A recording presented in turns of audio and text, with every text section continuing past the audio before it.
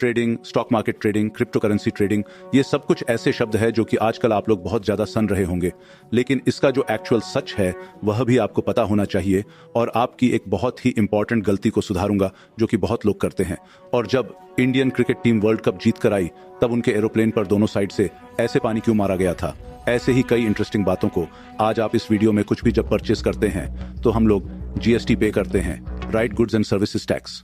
तो आपको ये जानकर बहुत ज़्यादा हैरानी होगी कि बाइक, स्कूटर और कार में जो जीएसटी है वह 28% है। ओके, क्योंकि ये सो कॉल्ड लग्जरी आइटम्स है, ये वही लेंगे जो अमीर है इसीलिए। लेकिन हेलीकॉप्टर, एरोप्लेन और क्रूज शिप जो होते हैं वह अगर आप खरीदते हो, आप लोगों में से जो भी बहुत ज़्यादा अमीर होंगे वही लैंग्वेज ऑफ कोर्स।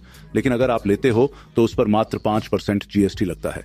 ये बड़ा एक अजीब सा विरोधाभास है। ऐसा कैसे भाई? ऐसा क्यों होता है? इंडियन गवर्नमेंट जवाब दो मुझे, ऐसा क्यों? इंडिया की कोई भी कंपनी जब हेलीकॉप्टर, एयरप्लेन या फिर एक क्रूज शिप लेती है तो उस पर 5% जीएसटी, और कोई आम इंसान एक स्कूटी लेगा, बाइक लेगा, बुलेट लेगा, कार लेगा तो 28% जीएसटी। और बुलेट में तो और ज़्यादा नाइंसाफ़ी है क्योंकि 350 सीसी से ज़्यादा होगा तो 28% 3% और बढ़ जाएगा और 31% लगेगा। Wow, what a tax system. Fact number 11, ये बहुत ही अमेजिंग फैक्ट है, आपको जान के मज़ा आ जाएगा। देखो, फीफा या फिर कोई भी वर्ल्ड लेवल का मैच आप देखोगे किसी भी प्लेटफॉर्म पर तो आपको एड्स दिखेंगे, राइट? जहां पर फुटबॉल खेल रहे होंगे प्लेयर्स, वहां पर एड रहता है स्टेडियम में। तो ज़्यादातर लोगों को ये लगता है कि वहां स्क्रीन है इसीलिए वहां पर एड शो हो रहा है, राइट? और एक ही एड सब कुछ हो रहा होगा ना, क्योंकि वो तो ऑफलाइन वहां पर स्टेडियम में दिखा रहा है ना। लेकिन ऐसा नहीं होता है, वो सब आर्टिफिशियल होता है। सिस्टम होता है जिसे कहते हैं डिजिटल ओवरले टेक्नोलॉजी, और इस टेक्नोलॉजी से लिटरली आप जहां पर बिलोंग करते हो आपको वहीं का रिलेटेड ऐड दिखेगा। अब फीफा में अगर आपको इंडियन टाइल्स का ऐड दिख जाए या फिर अगरबत्ती का ऐड दिख जाए तो आपको लगेगा कि साला फीफा गेम चल रहा है, इसमें अगरबत्ती ऐड कैसे आएगी, ये क्या हो रहा है। और वही अगर आप यूएस से बैठ के देखोगे तो आपको अलग ऐड दिखाएगा, किसी और देश से देखोगे तो आपको वहां अलग ऐड दिखाएगा। तो ये ऐड रेवेन्यू मैक्सिमाइज करने के लिए डिजिटल ओवरलेटिक का यूज़ किया आता है, और ये बहुत ही ज़्यादा गजब टेक्नोलॉजी है। बहुत लोगों को इसके बारे में नहीं पता था और देख के कंफ्यूज होते हैं कि फीफा जैसे गेम में इंडियन कंपनी ने कई से ऐड दिखा दिया, वह भी वर्ल्ड लेवल पर। तो असल में ये सच्चाई है, लोकेशन बेस्ड होता है ये एड्स। फैक्ट नंबर 10, ये कैजुअल सा फैक्ट है और इसको थोड़ा सा लाइटली लेना होगा। देखो, ये करेक्शन रिलेटेड फैक्ट है। मैंने बहुत लोगों को देखा है कि जब भी वह डेसिमल्स की बात करते हैं, जैसे कि 0.5 या फिर 0.8, तो ऐसे कहना सही होता है। जब स्क्रीन पर आपको दिखे 0.5 तो आपको 0.5 ही बोलना है, 0.50 नहीं बोलना। लेकिन अगर आप 100 लोगों से पूछोगे तो उसमें से 30 लोग ऐसे बोलते हैं। 0.60, 0.80, 0.50, इंग्लिश में बोलते हैं 0.40, 0.50, 0.30। ऐसा नहीं बोलना है। डेसिमल के बाद और जो नंबर है उसको तोड़ तोड़ के बोलना होता है। 0.3 ना कि 0.30 या फिर 0.4 बोलना है। ये नहीं कि 0.40, इसको हमेशा सेपरेटली पढ़ना है। एक साथ मत पढ़ देना, नहीं तो गवार लगोगे। फैक्ट नंबर 9, ये एक बहुत ही डीप सवाल है और ये रियली मेक सेंस बनाता है। अच्छा, ये मान लो कि पूरे धरती पर एक ही पेड़ है, ओनली वन ट्री, और पेड़ ऑक्सीजन को प्रोड्यूस करते हैं जो कि हमारे सर्वाइवल के लिए बहुत ज़रूरी है। ऑक्सीजन ना रहे तो हम लोग कुछ मिनट भी जिंदा नहीं रह पाएंगे, राइट? तो सवाल ये है कि मान लो कि एक ऐसा शहर है जहां पर बहुत कम पेड़ है, तो एक पेड़ की बात करें और उस पर फोकस करें तो वह पेड़ कितने एरिया को साफ रख सकता है, वह पेड़ कितने एरिया को संभाल सकता है। अब पेड़ ऑक्सीजन प्रोड्यूस करता है और हमें जिंदा रखता है, तो एक पेड़ जितना ऑक्सीजन देता है उससे कितने लोग जिंदा रह पाएंगे। टेक्निकली स्पीकिंग तो वैज्ञानिकों का एक बहुत ही जटिल कैलकुलेशन के हिसाब से एक पेड़ करीब 7000 स्क्वायर फीट को कवर करता है। यानी जो लोग जमीन को कट्ठा में समझते हैं तो उनको बता दो वही 5 से 7 कट्ठा, 5 कट्ठा 7 कट्ठा जमीन को कवर कर लेगा। उसमें जो इंसान रहेगा उसको ऑक्सीजन मिल जाएगा एक पेड़ से। तो ये है एक पेड़ का दायरा 5 कट्ठा, जो मेरी यूपी बिहार के ऑडियंस है जो कि कट्ठा को अच्छे से समझती है, क्योंकि वहां पर लोग डे टू डे लाइफ में जमीन को इकट्ठा से मेजर करते हैं। तो 5 से 7 इकट्ठा एक पेड़ कवर कर लेगा। और शहरी बाबू लोग, जो लोग स्क्वायर फीट को समझते हैं, उनको बता दूं वहीं 7000 स्क्वायर फीट। तो दुनिया में ट्रिलियंस ऑफ ट्री है और इसीलिए हमारी पूरी धरती सस्टेन कर पा रही है। और हम लोग हर मिनट कितने लीटर्स ऑफ ऑक्सीजन लेते हैं, फिर भी हमें नया हवा मिलते रहता है। चाहे वह समुंदर के अंदर के पेड़ हो, बैक्टीरियाज हो या फिर धरती के ऊपर के पेड़ हो, ये हमें जिंदा रहने में मदद कर रहे हैं। फैक्ट नंबर 8, आपने ऐसे वीडियोस को जरूर देखा होगा जिसमें कि एक मछली, एक डॉल्फिन, मछली एक जहाज के आगे तैर रही है और कभी आप समुद्री जर्नी करोगे और अगर आप अपने शिप वाले रूम से बाहर निकल के एकदम फ्रंट में जाकर खड़े रहोगे और शिप का जो नोज होता है, आगे वाला नाक, उसके आगे देखोगे तो बीच समुद्र में बहुत सारे डॉल्फिन्स तैर रही होगी शिप के नाक के आगे। तो ये भला ऐसे क्यों करती है? तो आपको मैं बता दूं, इसका आंसर बहुत ही ज़्यादा इंटरेस्टिंग है। डॉल्फिन्स बहुत इंटेलिजेंट क्रीचर्स होती है, ये तो आपको पता ही होगा। तो वह एफिशिएंसी को बहुत ज़्यादा पसंद करती है कि कम मेहनत को लगा के वह कैसे तैर पाए। तो जब जहाज़ आगे बढ़ती है तो वो वाटर को भी खेलती है। तो ये डॉल्फिन्स अपना एनर्जी को सेव करने के लिए शिप्स के आगे चल जाती है और वहीं पे जो पानी को शिप धकेल रहा है उसी एनर्जी को यह यूज़ करके तैरती है। यानी सही में ये बहुत दिमागदार क्रीचर्स होते हैं और इन्हें यह करने में बहुत मज़ा भी आता। जैसे इंसान को मज़े का टाइम डोपामिन फील होता है, वैसे इनको ये करने में बहुत मज़ा आता है। फैक्ट नंबर 7, ये एक बहुत ही अमेजिंग फैक्ट है।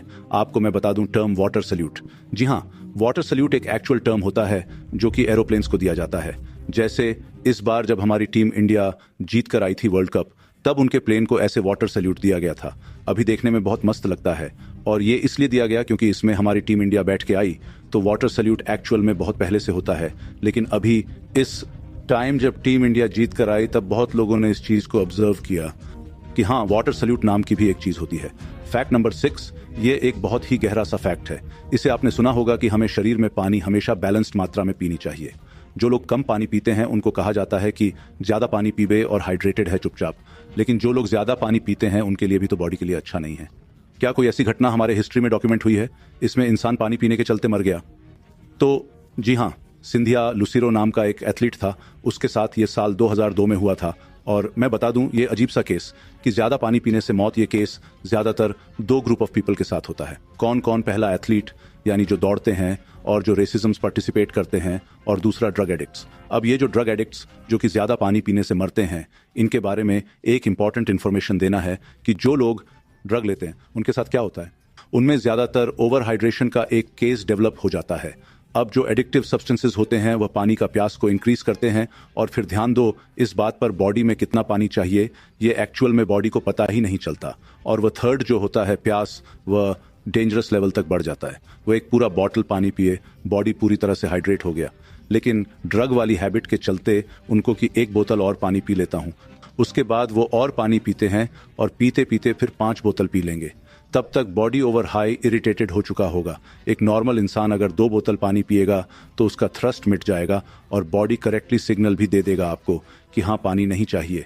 लेकिन एडिक्टिव सब्सटेंसेस इन्हीं चीज़ों को एक्सेप्ट कर देती है। पूरा वर्ड नहीं बोलूंगा, नहीं तो फिर दिक्कत हो जाएगी।